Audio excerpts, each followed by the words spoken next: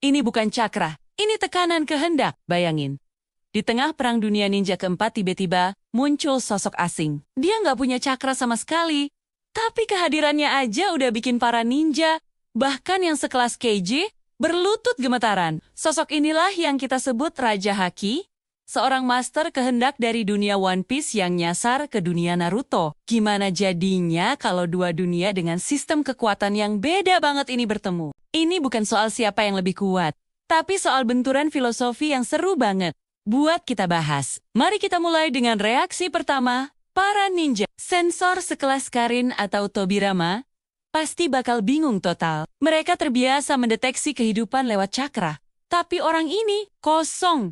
Sama sekali nggak ada aliran energi yang mereka kenal. Tapi anehnya, auranya terasa begitu menekan, begitu kuat, sampai bikin bulu kuduk berdiri. Mereka mungkin bakal ngira ini semacam genjutsu skala dewa, atau Kekkei Genkai langka yang belum pernah tercatat. Naruto dalam mode Sage of Six Paths mungkin satu-satunya yang bisa merasakan sesuatu yang berbeda. Dia bisa merasakan niat, emosi, dan kehendak. Jadi, dia mungkin bakal sadar kalau kekuatan orang ini datang dari sumber yang sama sekali lain, kemauan murni. Nah, sekarang kita bahas soal benturan kekuatan utamanya, Haki versus Ninjutsu, Genjutsu, dan Taijutsu. Pertama, Haosoku Haki atau Haki Raja.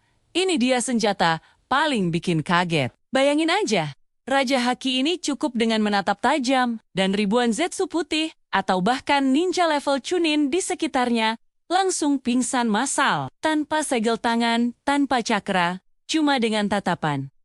Para Kage pasti bakal shock berat. Mereka mungkin mikir, teknik macam apa ini? Bahkan genjutsu terkuat pun butuh kontak mata atau pemicu. Haki Raja ini bukan serangan sihir, tapi murni intimidasi kehendak yang melumpuhkan jiwa-jiwa lemah. Di dunia Naruto yang penuh strategi dan trik, kekuatan semacam ini benar-benar di luar nalar. Lalu ada Busosoku Haki, Haki persenjataan. Ini yang bikin pertarungan jadi makin menarik. Para ninja terbiasa mengandalkan jutsu elemen api air petir. Tapi gimana kalau semua itu nggak mempan? Dengan Busosoku Haki tingkat tinggi, Raja Haki bisa melapisi tubuhnya dengan armor tak kasat mata yang super keras. Serangan Rasengan, Chidori, atau bahkan bom api dari Madara sekalipun, mungkin cuma bakal mental gitu aja. Lebih gilanya lagi, Busosoku Haki memungkinkan penggunanya buat menyentuh tubuh asli pengguna. Buah iblis tipe Logia. Konsep ini mirip banget sama cara kerja senjutsu yang bisa melukai pengguna Six Paths. Jadi, bukan nggak mungkin haki ini juga bisa dipakai buat menghajar Obito pas lagi dalam mode Kamui, tembus pandang. Atau bahkan menyerang Susanoo secara langsung tanpa perlu menghancurkan armornya. Ini bakal jadi mimpi buruk buat para pengguna jutsu defensif.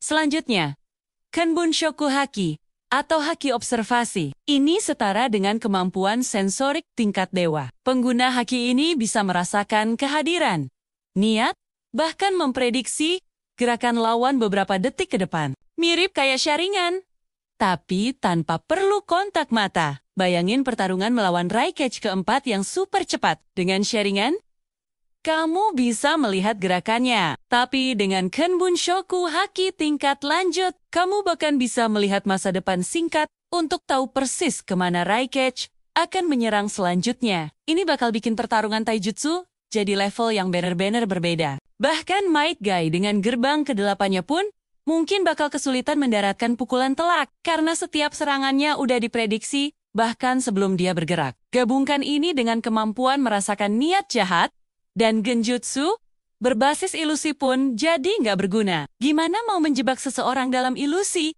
kalau dia udah tahu niatmu dari awal? Sekarang, mari kita berandai-andai.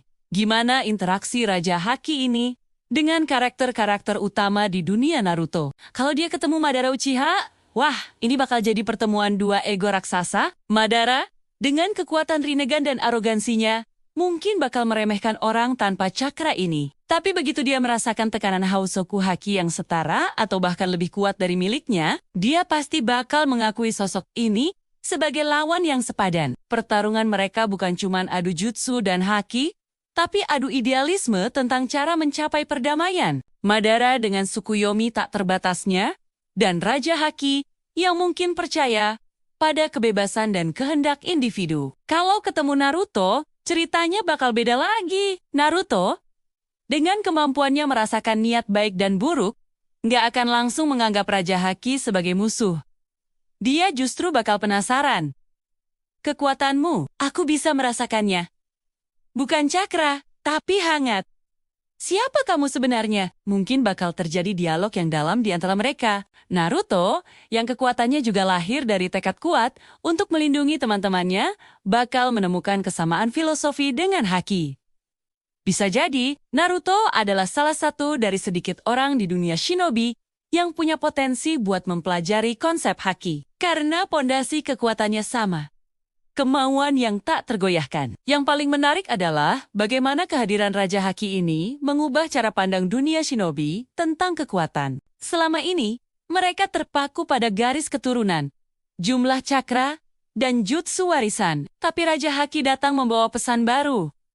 Kekuatan terbesar ada di dalam dirimu sendiri, dalam tekadmu. Nggak peduli kamu dari klan mana atau seberapa banyak cakramu, selama kamu punya kehendak sekuat baja, kamu bisa melampaui batasan apapun. Filosofi ini bisa menginspirasi karakter seperti Rock Lee ke level yang lebih gila lagi. Dia yang selama ini membuktikan bahwa kerja keras bisa mengalahkan bakat. Bakal melihat perwujudan sempurna dari keyakinannya pada sosok Raja Haki. Tentu aja, Raja Haki juga punya kelemahan.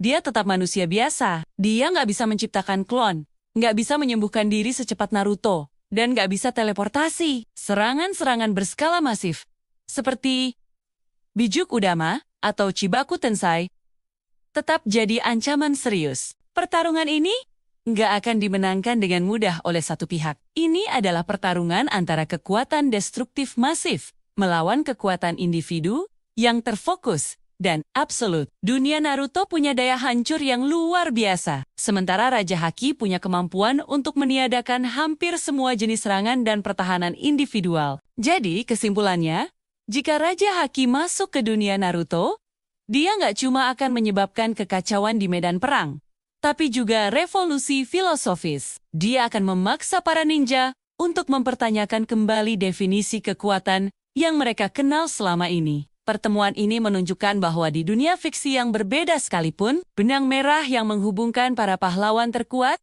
seringkali sama. Sebuah kehendak yang tak terpatahkan. Gimana menurut kalian? Kira-kira siapa karakter Naruto yang paling cocok buat berhadapan satu lawan satu dengan Raja Haki ini? Coba tulis pendapat kalian di kolom komentar ya. Terima kasih sudah menonton. Jangan lupa like, subscribe, dan sampai jumpa di video selanjutnya.